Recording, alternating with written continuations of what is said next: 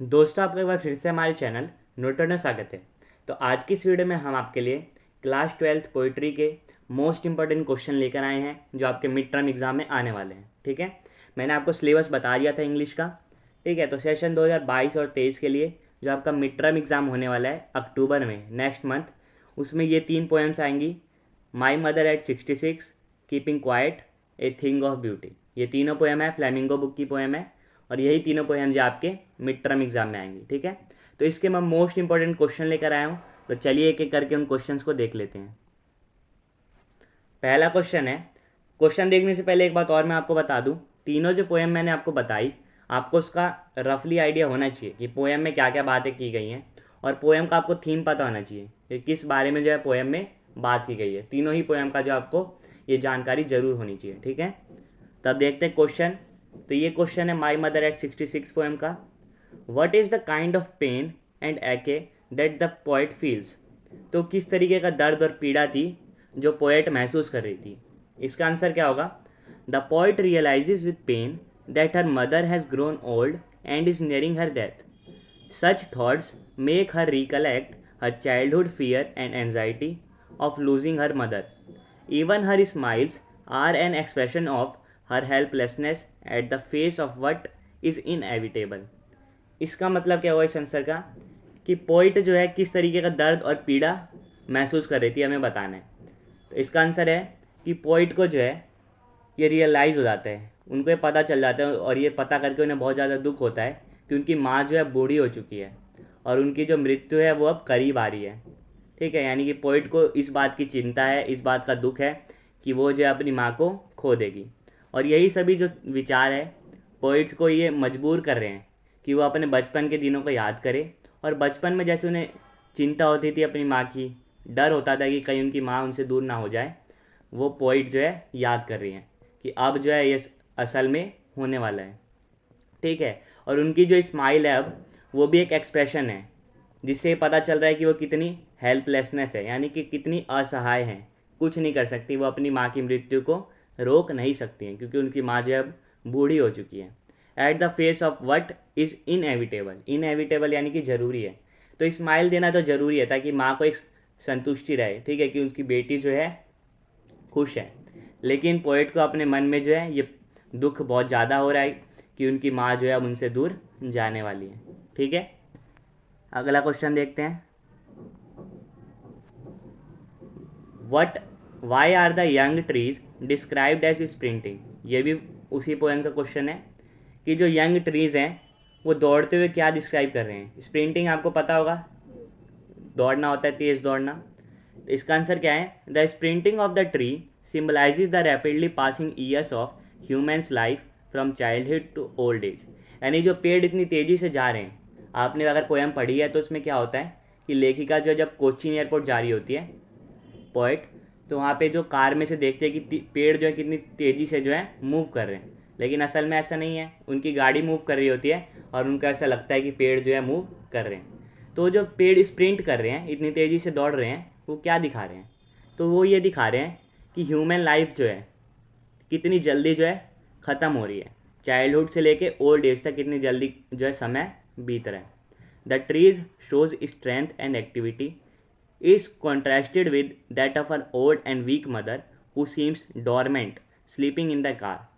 ठीक है, तो जो ट्रीज़ हैं वो क्या दिखा रहे हैं? स्ट्रेंथ और एक्टिविटी। ट्रीज़ में देख लीजिए आप, स्प्रिंट कर रहे हैं यानी कि हलचल है उनमें, ऐसा पोइट को लगता है। जबकि उसके विपरीत, इसका उल्टा बिल्कुल, उनकी जो माँ है वो बिल्कुल कमज़ोर हो चुकी हैं, बूढ़ी हो चुकी हैं, जो डॉर्मेंट लग रही है देखने में। ठीक है, डॉर्मेंट यानी कि निद्री, बिल्कुल सोई हुई लग रही थी जब वो पोइट अपनी माँ को देख रही थी, बिल्कुल थकी हुई, बिल्कुल सोई हुई। ठीक है, और अब कार में वो सो रही थी। The young trees represent life in contrast to her mother's approaching death. तो जो यंग ट्रीज है वो लाइफ को दिखा रहे हैं कि लाइफ कितनी जल्दी बीत रहा है, और इसके कॉन्ट्रास्ट में यानी इसके विपरीत जो है पोइट की जो माँ है उनकी डेथ होने वाली है, अप्रोचिंग डेथ यानी कि वो मरने वाली हैं। ठीक है, why was the mother been compared as the late winter's moon. तो मदर को जो है लेट विंटर्स मून की तरह क्यों कंपेयर किया गया है? लेट विंटर्स मून मतलब जो सर्दियों में जो चांद निकलता है उसकी तरह जो है मदर को क्यों कंपेयर किया गया है? The poet uses the simile of late winter moon for her mother to indicate her nearing death. तो पोइट ने जो सिमिली है, सिमिली आपको पता होगा पोइटिक डिवाइसेस होता है जब हम किसी दो चीज़ों की तुलना करते हैं, तो ठीक है, उसमें लाइक और एज का यूज़ होता है। तो पोइट ने जो है अपनी माँ को जो है लेट विंटर्स मून से कंपेयर किया है। क्यों? क्योंकि लेट विंटर्स मून यानी जो सर्दियों का चांद होता है वो जल्दी जो है चला जाता है। तो उसी तरीके से पोइट जो है ये समझना चाहती है कि उनकी माँ की जो डेथ है वो भी जल्दी आने वाली है, यानी उनकी माँ भी जो है उन्हें छोड़ के जाने वाली है। Winter being the last season of the year is synonymous with lifelessness and dormancy. Winter आपको पता है साल का लास्ट सीजन होता है, उसी तरीके से जो है ह्यूमन लाइफ की जो लास्ट स्टेज होती है वो क्या होती है? डेथ। तो लेखिका की जो माँ है, पोइट की जो माँ है, उनकी भी डेथ आने वाली है, ठीक है। A winter's moon is also pale white in colour bearing close resemblance with her mother who having lost all her strength and beauty looks wan and pale to the poet। इसका मतलब क्या है कि विंटर का जो चांद होता है, यानी सर्दियों में जो चांद निकलता है वो भी हल्का पीला और सफ़ेद कलर का होता है, और उसी तरीके से लेखिका के माँ की जो शक्ल है वो भी उसी तरीके की लग रही है, ठीक है, बिल्कुल क्लोज रिजेम्बलेंस, यानी दोनों की जो कलर है मिलता जुलता है, ठीक है। क्योंकि पोइट की जो माँ है बूढ़ी हो चुकी हैं, उन्होंने अपनी सारी शक्ति, सारी जो उनकी सुंदरता थी वो खो दी है, और वो बिल्कुल वैन यानी बिल्कुल कलरलेस लग रही है, और उनका शरीर जो है पीला पड़ गया, ठीक है। हर mother two is in the last phase of the life. जैसे विंटर जो है साल का आखिरी महीना होता है, उसी तरीके से पोइट की जो मदर हैं वो भी अपने लाइफ के लास्ट फेज में है, ठीक है। अगला question, what do the parting words of the poet and her smile signify. जो पार्टिंग वर्ड्स यानी जब लेखिका अपनी माँ को छोड़ के जा रही थी एयरपोर्ट, तो वहाँ पे लास्ट में जो उन्होंने वर्ड्स कहे थे, पार्टिंग वर्ड्स यानी छोड़ के जाते समय, वो क्या बता रहे हैं, और उन्होंने जो स्माइल दी थी वो क्या बता रही है। The poet's parting words see you soon Amma signify both her farewell to her mother and an effort to leave her with optimism and cheer. तो पोइट जो है जब अपनी माँ को छोड़ के जा रही होती है तो क्या कहती है? सी यू सुन अम्मा, ठीक है। तो इससे वो क्या करना चाहती है? अपनी माँ को विदा भी करना चाहती है, फेयरवेल यानी विदा करना चाहती है, and an effort to leave her with optimism and cheer, और एक कोशिश कर रही है ताकि अपनी माँ को जो है एक आशा के साथ छोड़ के जाए कि वो भी जो है अभी जीवित रह सकती है और वो भी जो है खुशी से रह सकती है। Her smiles signify her helplessness for her mother, they express her love and concern for her mother along with the underlying pain and struggle of bitter realisation. तो जो पोइट की जो स्माइल थी वो क्या सिग्निफाई कर रही है? अपनी लाचारी सिग्निफाई कर रही है, यानी उससे पता चल रहा है कि पोइट कितनी लाचार है और अपनी माँ के लिए कुछ भी नहीं कर सकती है, ठीक है। हेल्पलेसनेस यानी निसहाय, कोई इसकी सहायता नहीं कर सकता, ठीक है। और स्माइल से वो क्या कर रही है? अपनी माँ के लिए अपनी चिंता, अपना प्यार जता रही है, और साथ ही साथ उसके अंदर, उसके मन में जो दुख हैं, जो तकलीफ़ हैं, ठीक है, जो कड़वी सच्चाई है, उसको छुपा भी रही है। तो ये इस क्वेश्चन का आंसर हो जाएगा। तो ये जो थे हमारे इंपॉर्टेंट क्वेश्चन थे, माई मदर एट 66। अब अगली हम पोएम लेते हैं, कीपिंग क्वाइट, ठीक है। What does the title of the poem suggest to you. मैंने आपको बताया आपको हर पोएम का टाइटल क्या बता रहा है, यानी उसकी पोएम की थीम क्या है वो आपको पता होना चाहिए। What do you think the poem is about. तो जो कीपिंग क्वाइट पोएम है उसका टाइटल हमें क्या बता रहा है, और आपको क्या लग रहा है कि ये जो पोएम है किसके बारे में है। तो the title of the poem suggest the importance of silence. तो जो टाइटल है पोएम का वो हमें ये सिखा रहा है कि साइलेंस यानी शांति की कितनी ज़्यादा ज़रूरी होती है, शांति कितनी ज़्यादा ज़रूरी चीज़ है। The poem is about the importance of self examination and introspection. It is also an appeal for universal harmony. इसका मतलब क्या हुआ कि जो पोएम है किसके बारे में बता रही है? इम्पोर्टेंस ऑफ सेल्फ एग्जामिनेशन, यानी अपना जो एग्जामिनेशन करना बहुत ज़्यादा ज़रूरी है। इसका मतलब हमें अपनी कमियों को ढूंढना चाहिए और इंट्रोस्पेक्शन करना चाहिए। इंट्रोस्पेक्शन का अर्थ होता है हिंदी में अंतरावलोकन, यानी कि अपने अंदर की कमियों को ढूंढना चाहिए। हम क्या करते हैं? एक्सट्रोस्पेक्शन करते हैं, दूसरों की कमियां ढूंढते हैं।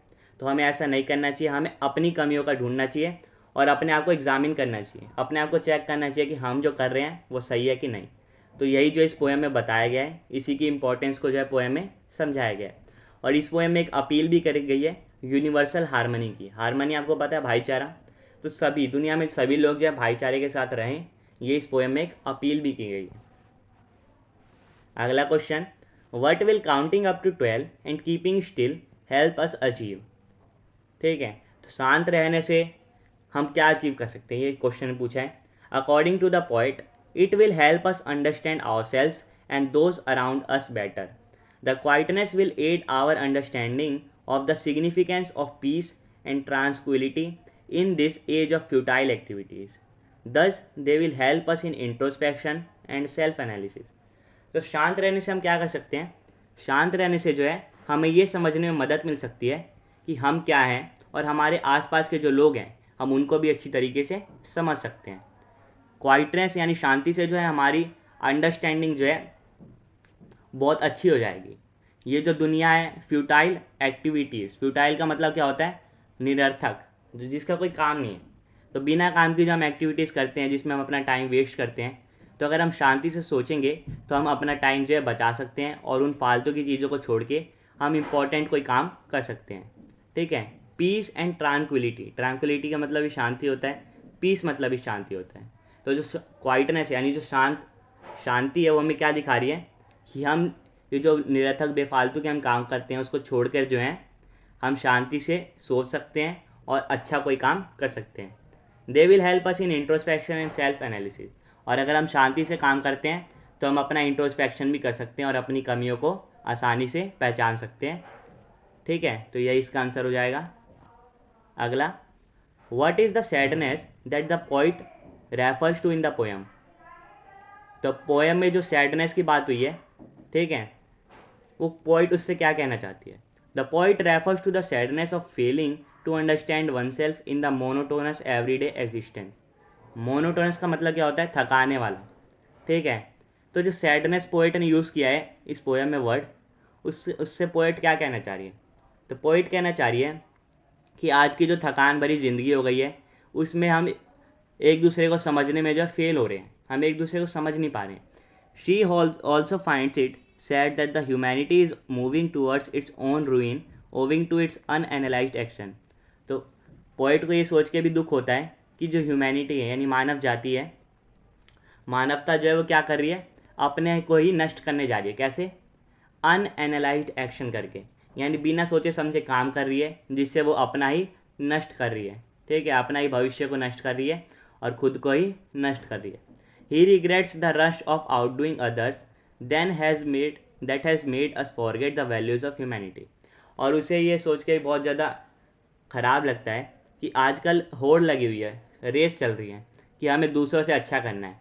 इसके चक्कर में हम क्या कर रहे हैं, मानवता की जो सारी वैल्यूज़ हैं, ठीक है, जिसका हमें ध्यान रखना चाहिए वो भूल रहे हैं। आजकल आपने देखा होगा एक दूसरे से आगे निकलने की होड़ चल रही है, सब आगे जाना चाहते हैं, उसके चक्कर में कुछ भी कर रहे हैं, किसी भी हद तक जा रहे हैं जिसमें हम अपनी मानवता को भूल रहे हैं। तो ये सोच के भी जो है पोइट को बहुत ज़्यादा दुख होता है। ये था हमारा इस पोएम के क्वेश्चन आंसर। अब है हमारी तीसरी poem a thing of beauty. उसके इंपॉर्टेंट क्वेश्चन देख लीजिए। What pleasure does a beautiful thing give us. कोई ब्यूटीफुल चीज़ हमें क्या खुशी देती है। The world is filled with negative elements which make our life dull, sad, depressing and bereft of hope. In such moments a beautiful thing give us everlasting joy and help us forget our sorrows. तो इस question का answer क्या होगा कि beautiful जो चीज़ें हैं वो हमें क्या खुशी देती हैं। तो आपको पता है वर्ल्ड जो है पूरी नेगेटिव चीज़ों से भरा है जिससे हमारी लाइफ डल हो रही है, सैड हो रही है, डिप्रेसिंग हो रही है एंड बेरेफ्ट ऑफ होप यानी कि निराश हो रहे हैं हम। ठीक है, जबकि ऐसी अवस्था में भी आसपास हमारे इतनी नेगेटिविटी है तब भी जो है कोई ब्यूटीफुल चीज़ जो है हमें क्या देती है, एवर लास्टिंग जॉय, हमें खुशी प्रदान करती है और ऐसे खुशी देती है जिससे कि हम सारे अपने सॉरोज यानी जितने भी हमारे दुख हैं उसे हम भूल जाते हैं। तो यही इस क्वेश्चन का आंसर हो गया। अगला क्वेश्चन देखते हैं। List the things of beauty mentioned in the poem. ये इंपॉर्टेंट क्वेश्चन है कि पोएम जो है थिंग ऑफ ब्यूटी, उसमें कौन कौन सी ब्यूटी की चीज़ों की बात की गई है। ठीक है, तो according to the poet the beauties are. तो पोइट के अनुसार कौन कौन सी ब्यूटीज़ हैं। The sun, the moon, old and young trees that provide shade to simple sheep, daffodils, clear streams of rivers, musk roses in the forest and the lovely tales of mighty man. ठीक है, तो ये सभी जो चीज़ें हैं ये things of beauty हैं जो कि पोएम में बताई गई हैं। पहला सन, मून, दूसरा हो गया, तीसरा हो गया ओल्ड एंड यंग ट्रीज, ठीक है, जो सभी को जो है छाया प्रदान कर रहे हैं। चौथा हो गया डैफोडिल्स। पांचवा हो गया स्वच्छ जलधारा, ठीक है। छठा हो गया Musk roses in the forest. और सातवां हो गया कि लोगों की अच्छी अच्छी कहानियाँ, ठीक है। माइटी मैन यानी जो बहादुर लोग थे उनकी कहानियाँ। List the things that cause suffering and pain. अब उन चीज़ों की बात यहाँ पे आपको लिखनी है, उन चीज़ों की लिस्ट बनानी है जो हमें दुख देते हैं और दर्द देते हैं। Things causing suffering and pain are despondency, depression, unhealthy and wrong ways taken up by humans to acquire their desired goals. The poet also feels that there is a real dearth of noble souls in this world. तो कौन कौन सी ऐसी चीज़ें हैं जो हमें suffering और pen देती हैं, जिससे हमें तकलीफ़ होती है? दो चीज़ें हैं। सबसे पहली है डेस्पोंडेंसी यानी निराशा। दूसरा है डिप्रेशन। ज़्यादा डिप्रेशन में आप देख रहे हो आजकल लोग सारे डिप्रेशन में चले जा रहे हैं। Unhealthy and wrong ways taken up by humans to acquire their desired goals, यानी लोगों की तरफ से गलत फैसले लेना, अपने गोल को, अपने लक्ष्य को हासिल करने के लिए लोग गलत फैसले ले रहे हैं, ठीक है। तो इन सभी ये जो सभी जो चीज़ें हैं ये हमें दुख और तकलीफ दे रही हैं। और पोइट को ऐसा भी लगता है there is a real dearth, यानी असल में यहाँ पे कोई कमी है noble souls in this world. Noble souls यानी कि अच्छे लोगों की जो है अब दुनिया में कमी हो गई है, ये भी पोइट को लग रहा है, ठीक है। अगला question, what makes human beings love life in spite of troubles and suffering. तो क्या ऐसा है जिसकी वजह से ह्यूमन बींग्स यानी जो लोग हैं वो लाइफ को लव कर सकते हैं, ठीक है, लाइफ को अच्छी तरीके से जी सकते हैं। इन स्पाइट ऑफ इतनी सारी तकलीफ़ें उनको छोड़ के भी जो है लाइफ को अच्छी तरीके से जी सकते हैं। तो ऐसा क्या है? Human beings love life in spite of troubles and suffering because of the existence of several natural and beautiful things around there. तो हम जो है इतनी परेशानियों को, ठीक है, इतनी तकलीफ़ों को छोड़ के भी जो है अपनी लाइफ से लव कर सकते हैं, उसे अच्छी तरीके से जी सकते हैं। क्यों? क्योंकि अभी भी जो है बहुत सारी अच्छी अच्छी ब्यूटीफुल थिंग्स हैं, नेचुरल थिंग्स हैं जो हमें क्या करती हैं, खुशी देती हैं। This things of beauty never fade, ये कभी फीकी नहीं पड़ती है। They give joy and optimism to human mind and thus help in overcoming और bearing the troubles and suffering. तो ये सभी जो ब्यूटीफुल चीज़ें हैं, नेचुरल चीज़ें हैं, ये कभी फीकी नहीं पड़ती और ये हम सभी को खुशी देती हैं, ठीक है, हम सभी को आशा देती है कि अभी जो है जीवन बाकी है, ठीक है, जिसकी वजह से हम अपनी जो जितनी भी ट्रबल्स है, जितनी परेशानियाँ उसको ओवरकम कर सकते हैं और एक खुश ज़िंदगी जी सकते हैं, ठीक है। अगला question, why is grandeur associated with the mighty dead. Grandeur का मतलब क्या होता है? महत्व। कि जो माइटी डेड है यानी जो वीर लोग हैं, जो पराक्रमी लोग हैं, ठीक है, जिनकी मृत्यु हुई है, तो उसका क्या महत्व है, ठीक है, उसके साथ जो महत्व है हम उससे क्या समझ सकते हैं। The grandeur of the mighty dead lies in their noble deeds, ठीक है। तो जो पराक्रमी लोग हैं, ठीक है, उनकी मृत्यु से हम क्या सीख सकते हैं? उनकी मृत्यु का महत्व क्या है? उनकी मृत्यु का महत्व है उनके नोबल डीड्स यानी उनके अच्छे काम।